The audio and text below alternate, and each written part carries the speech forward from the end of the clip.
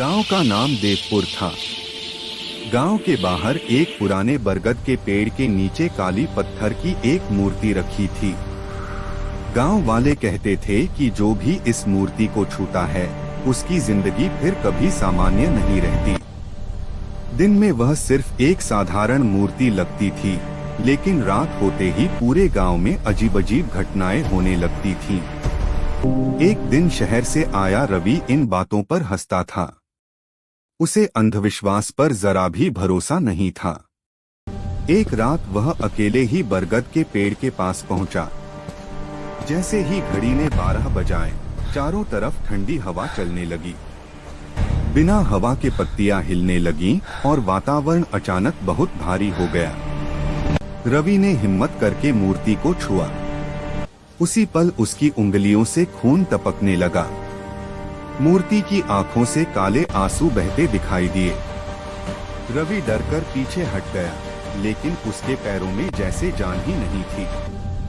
उस रात से उसके साथ अजीब-अजीब चीजें होने लगी। उसे हर समय किसी की फुसफुसाती आवाज सुनाई देती, मुझे मुक्त करो। आईने में देखने पर उसे अपना चेहरा नहीं दिखता था। आईने में वही पत्थर की मूर्ति दिखाई देती थी। हर रात उसके कानों में एक ही वाक्य गूंजता, तू मेरा बदला पूरा करेगा। दरासहमा रवि गांव के एक बुजुर्ग पुजारी के पास गया।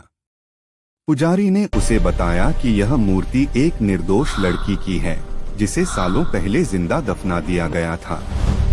मरते समय उसने पूरे गांव को श्राप दिया था। उसकी आत्मा उस मूर्ति में कैद है। पुजारी ने कहा कि जो भी मूर्ति को छूता है वह धीरे धीरे अपनी पहचान खो देता है और अंत में उसी मूर्ति का हिस्सा बन जाता है।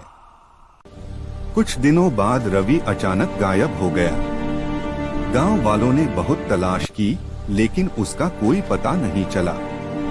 बरगद के पेड़ के नीचे अब पहले से एक और नई पत्थर की मूर्ति खड़ी थी। उसका चेहरा बिल्कुल रवि जैसा था।